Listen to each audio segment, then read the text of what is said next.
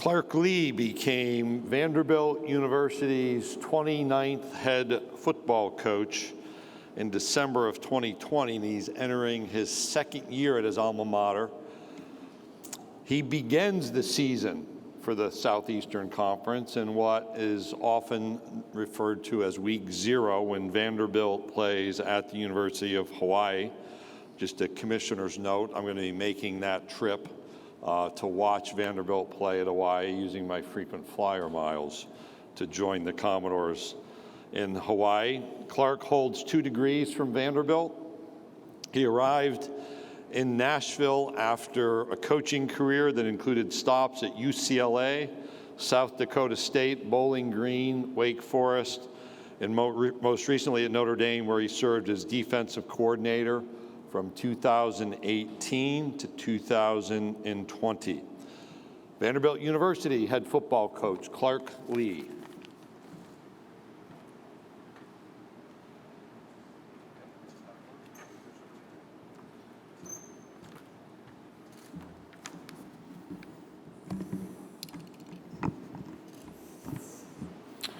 All right, good morning. Thanks, Greg. Make sure that you get the invite to the luau in Hawaii. We won't leave you off that. I want to start just by acknowledging Greg, and I'm always blown away by his leadership, especially in the time of transition we're in right now in our sport. Also to acknowledge the entire SEC staff and all the volunteers that put together such a first-class event. It's an honor to participate in this event. It's an honor to represent Vanderbilt University, a world-renowned institution and a charter member of the SEC. I want to take a minute here just to talk about my partnership with Chancellor Diermeyer and Candace Lee. Before approaching my goals for our program, I think it's important to recognize the Chancellor's vision for this program to be an integral part of a thriving university community. Before we talk about program growth, I think we need to discuss Candace Lee's vision for the growth of our program to be a catalyst for departmental growth. With all the incredible things that are going on right now in Vanderbilt, the football program is certainly at a central point in that conversation. It's their vision that unlocks my vision. And without their direction, their leadership, their energy behind our efforts, there's no way we could reach as high as we're reaching. But it's because of their support that we're aiming to build the best football program in the country at Vanderbilt University, where we have the best school in the best city, in the best conference, with the best facilities on the horizon. As our efforts start with their vision, it's important for me to start by acknowledging and thanking them both. It's awesome to be in Atlanta. I had the chance last night to spend the evening with some of our alums who are doing great things here in the area. Building out the Vanderbilt Football Network and connecting the Vanderbilt community has been an aspect of year one that's been totally energizing to me and fulfilling to me as a member of that community myself.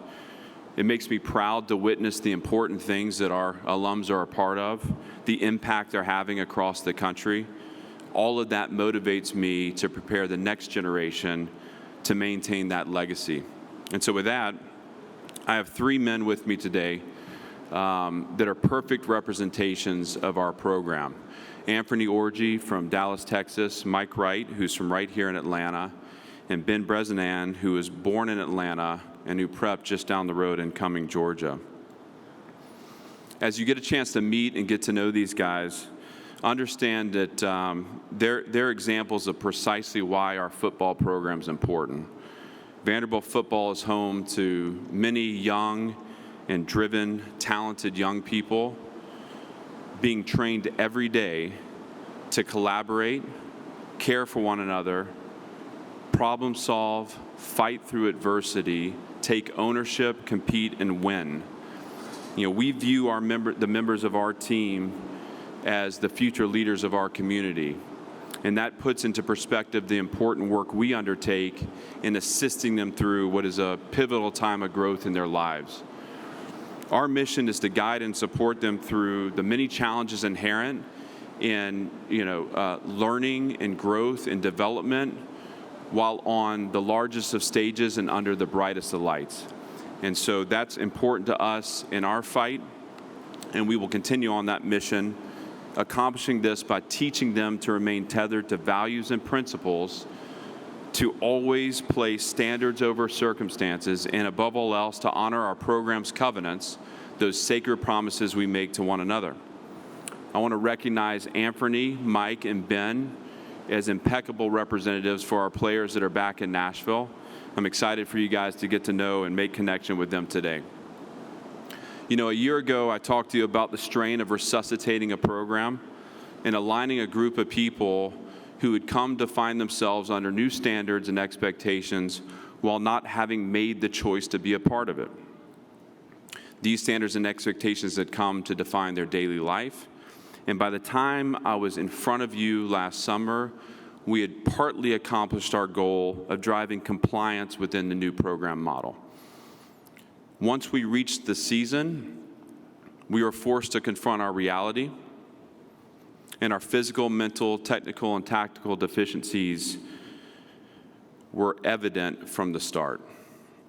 Now, I want to be clear, the season was challenging on many levels, but we were not victimized by that adversity. Last fall was a necessary experience for us. It exposed the true starting point for this early start of our build as a program. The adversity of the fall broke off all the parts of us that were fake and unbelieving. It stripped us down to our studs. And from there, we started our build. As the season progressed, we progressed, and the challenges we endured together served to bind us closer rather than break us apart. And towards the end of the season, internally, we could start to feel the fibers of our program strengthening. We could start to feel this shift from a compliant program to a committed program. We could feel a brotherhood forming. And yet, even at the end of the season, we fell way short of our own program performance expectations. So that delivers us to Team 2. And in the off season, we've recruited into the gap that exists between us and our competition, adding more than 30 new scholarship members to our program in a class widely considered to be one of the best in program history. We've developed into the gap with over 50 players choosing to return to our program. And this is important because these returners represent our core. They've chosen to return because they're excited about their personal development within the new model. They're energized by the direction of our program. And most importantly, they care about one another. They believe in one another. And that belief is representation of the foundational relationships that have formed in our building. With that, we have the formation of Team 2, a team that will still be young, relatively young in experience, but will be further along in the formation of identity. And we want this identity to be what becomes the calling card for Team 2 in performance. It's an identity that's anchored in our concept of total effort, and also the commitment to our 5 covenants: true brotherhood, pride in everything we do, earn it every day, player-to-player accountability, and recycle positive energy. A team that plays with total effort and plays together will compete with purpose for every blade of grass on the field. This fighting spirit, combined with a smart, integrative strategy, will give everything this team needs to realize its potential. The line of progress in our program is clear internally, and it shows up in subtle ways.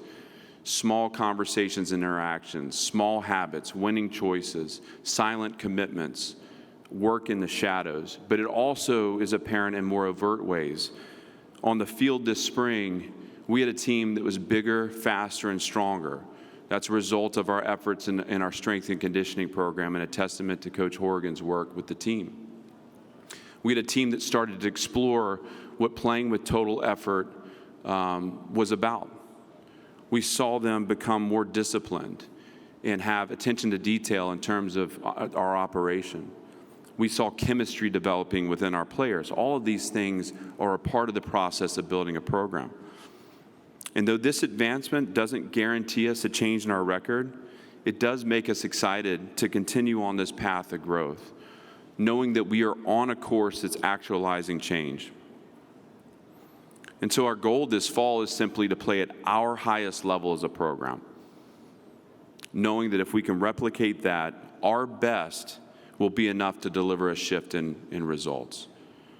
The idea is that we may maintain a disciplined focus on the parts of our performance that we control. And that way we continue to grow this team and this program independent of the opponent we play. The focus will be on us. Any program that sustains success must first find a level of internal confidence and consistency. And we aim to do exactly that this fall. As a program, we're excited about the changes that are occurring within our sport and feel as though that which makes us distinct at Vanderbilt also strengthens our position in a rapidly changing landscape. It is our distinct qualities as a program and a university that create a strategic market advantage for us through differentiation. We understand what makes us unique, and we're looking to optimize that to carve out a competitive product in our market. What we offer our team members is still grounded in the fundamentals of the student-athlete experience, with a focus on transformation over transaction, a commitment to substance over surface. These are the defining aspects of a program that I'd want for my own children, in which holistic development isn't compromised for instant gratification, and the prospect of a lifelong journey towards purpose and impact isn't sacrificed for the immediacy of result. We approach the era of transfer portal and name, image, and likeness by first staying true to our core belief, which is that the best teams are still bound by the joy found in shared suffering and sacrifice, and a willingness to funnel individual goals through team success. This vision for team requires that every program member, staff and player alike, consistently defaults to behaviors and attitudes that strengthen the team, the aggregate of which is a competitive and collective force. With that in mind, for a year now, our players have had the opportunity to earn money off name, image, and likeness, which we celebrate as a program and we celebrate as advancement within our sport.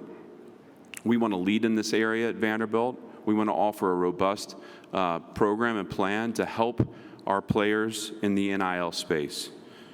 When done the right way, we are certain that NIL opportunities can enhance the quality of life for our student athletes while maintaining the integrity of a transformational experience. However, we believe firmly that if the earning potential of our players, our team members, is greatest in their lifetime between the ages of 18 and 22, then we and our collective system have failed them completely. We work every day to protect the aspects of character building that are essential to long-term success. My responsibility as head coach is to enhance the experience of our team in all areas, while always keeping in mind the conversation that will occur in 20 years in which a man reflects on the true value, the lasting value of the investment he made while a part of our program at Vanderbilt. This serves as my rudder. This helps me shape my yes and my no. I'm proud of the work we've done to this point as a program. I'm proud of the progress we've made. I'm excited about what's to come. I'm excited about getting back to the team that awaits me in Nashville that's been fighting through the summer to continue to tile into that identity.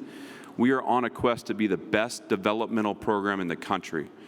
And we want to set a course for our men to realize successful careers in the NFL. Now, I use the term career intentionally, because you can get an opportunity in NFL no matter where you go, so long as you have the skills. But to establish a career and maintain a career, to sustain success at a high level, requires a certain specific foundation that you lean upon as your physical skills deplete.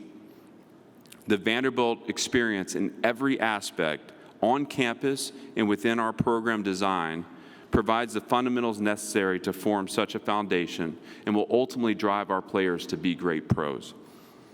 What is most important in this quest is that we simultaneously acknowledge that at Vanderbilt we do not believe in backup plans.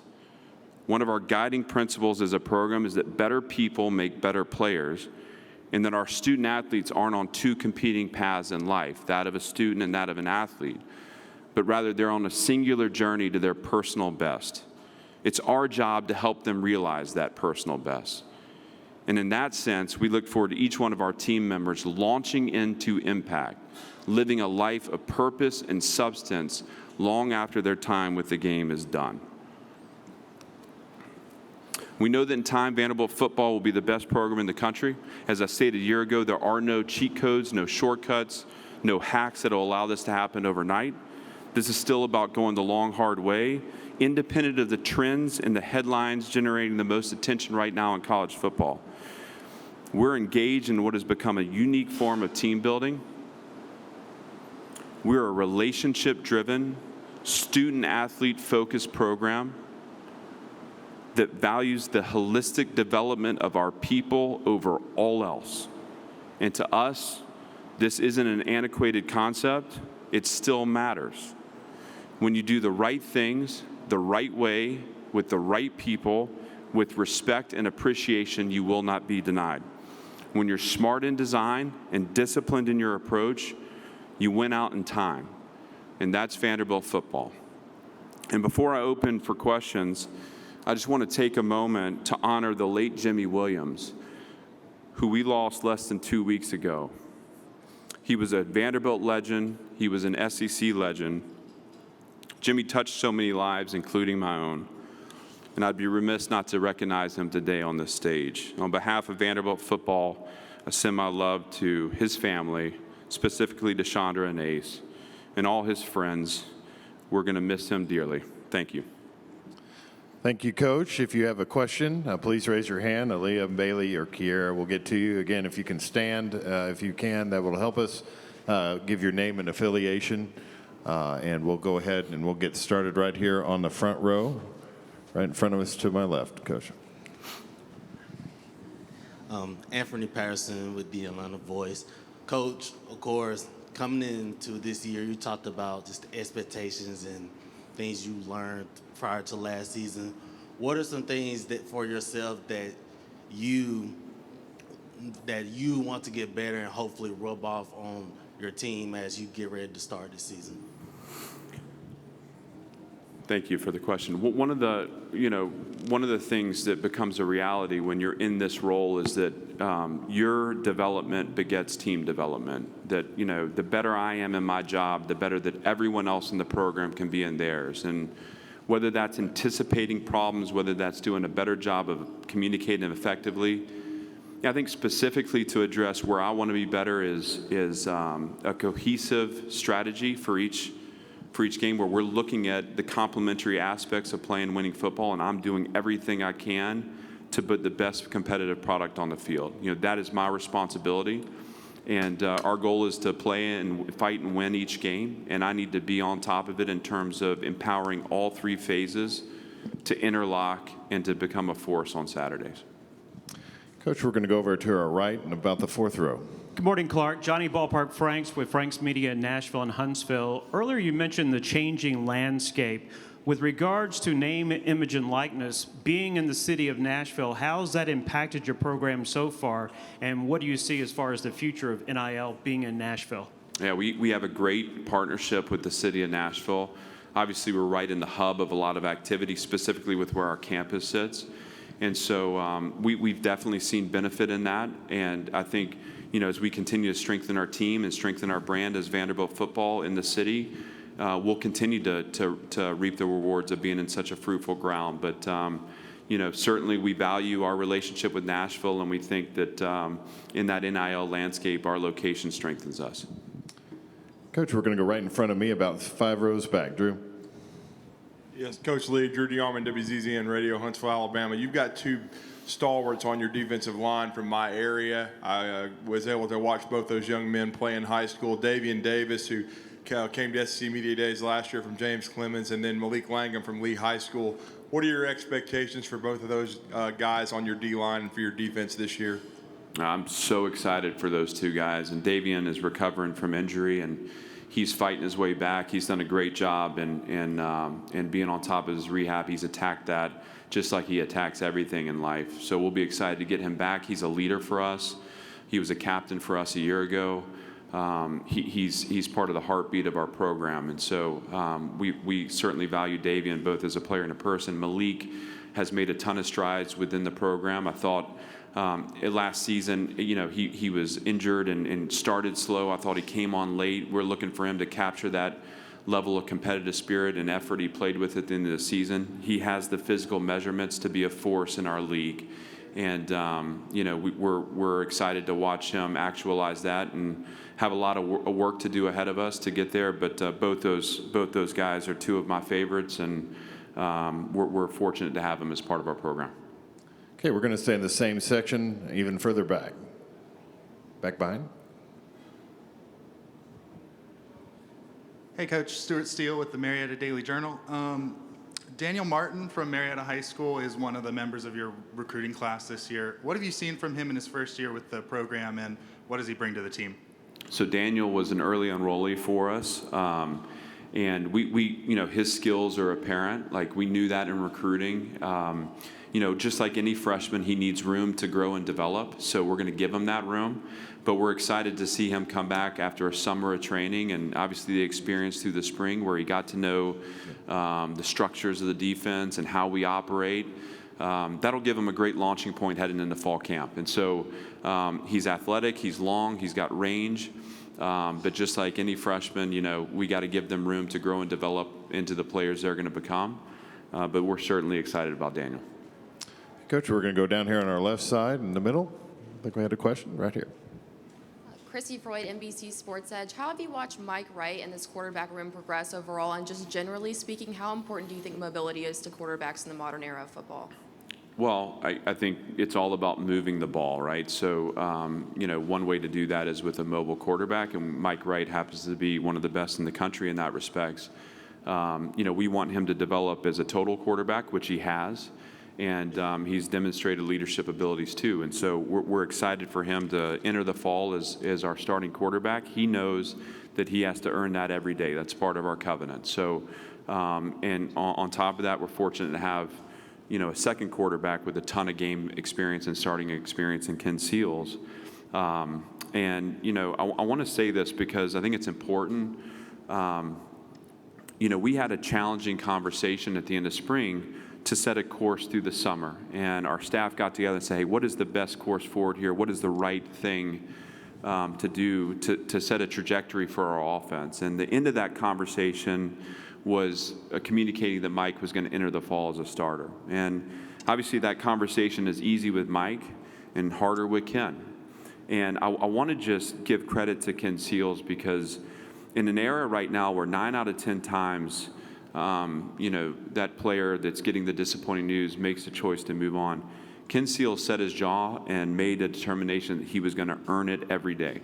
And so what I've been proud of from the two of them, and one of the challenges that I issued to them both, was we have to cease to compete for that spot alone and start to compete for the personality and identity of our team, meaning their position as leaders in our program is more important. The team success is more important than that battle between individuals. And so we can be great competitors on the field, and I expect that. I expect ruthless competition for that job every single day, but we have to be collaborators off the field. And I've seen growth and maturity in both those guys in that respect. And that's going to go a long way to develop the other 10 positions on offense on the field, independent of who the signal caller is. But we're excited for that competition, that battle. We think Mike has a lot of skills that we want to use. Ken Seals has proven that he can do it as well. And we have young quarterbacks, too, that are anxious to take their swing. And in our program, competition is the ultimate motivator, and that we want that to be true of every position. Coach, we're going to stay in this section in front of me about midway back. Hey, Clark, Wilson Alexander with The Advocate. Having spent 3 years with Brian Kelly at Notre Dame, what is it about him, his approach, his style, whatever it is, that makes him successful? Well, he's a great dancer. And Coach Kelly is I would count him as one of my greatest mentors. He took a chance on me as an unproven commodity. I was a linebacker coach, having never coordinated, and he gave me the opportunity of a lifetime. And it wasn't just that he gave me the job and said, "Hey, you go do it, and let's see if you're successful." But he invested in me every single day, and I learned a lot from that experience and from the development of that relationship. But beyond that, I think I reflect back on my time with him more in this role than I ever did while I was sitting with him, learning from his methodology. Coach Kelly's smart in design. He cares about the little things. He wants attention to detail in the program. He's accountability based. He cares about people. He's a big proponent of the weight room and building out your team physically and mentally. All those aspects we've carried forward as a part of our program too. So there's no mystery in his success. I mean, he has done it over and over again. And it's been fun for me to reunite with him in this conference. And I count him as a dear friend and a mentor, and I'm excited for him at LSU. Okay, we'll go right down in front of me in the second row. Bob? Hey, Clark. Bob Holt, Arkansas Democrat Gazette. How you doing? Hey, good. I know you obviously weren't part of the 0-10 season a couple of years ago, but it's obviously been a while since Vanderbilt's won an SEC game. And I looked it up. Your first three SEC opponents were combined 37-6 last year. Two teams that played for the national championship. How much is that, the losing streak in the conference, weighing you guys down? And when you look at who you have to open against, how daunting is that? Well, I respect your question. The answer to that question is not at all in all aspects. We don't talk about that. We don't spend time on it. We don't tally up the collective records of our opponents. That's just not who we are. We're not fighting to win an SEC game. We're fighting to become a dominant force within the conference. And obviously, winning in the SEC requires winning that first game, but when that happens, it's not going to be a huge celebration. I mean, we're going to celebrate everything at a high level, but we're going to shift focus quickly to the next opponent because that's what winning programs do. And so I don't take ownership of anything that had happened before. I certainly take ownership of last season. We fell way short of our expectations, but we are simply trying to build the best version of Vanderbilt football in year two, independent of our opponents. And we think if we can reach that level of championship performance within this team that replicated over time, we're going to have a lot of success. And that's our focus, and that'll continue to be our focus. Thank you. Coach, we'll take one final question over to our left, second row. Hey, Clark. Jordan Hill with Dogs 247. Just from a competitor's perspective, what's it like coaching in the SEC and more specifically being in the same division as the defending national champs? Well, I think as a competitor, you want to do this at the highest level. And the SEC is the highest level. And so what that means is, your systems are stressed and strained in every way imaginable, and it's like part of the fun and the joy in doing it. There's not a Saturday where you can sit back and relax. You have to bring it at your highest level each time you play. And whether it's, no matter who it is in our conference, it's going to be that way. And so, again, I think, as a competitor, your goal is always to do this at the highest level, to compete and play the best, to win at the highest level. And membership in this conference gives us a chance to do that. All right. Thank you, Coach, for your time this morning. Thank you.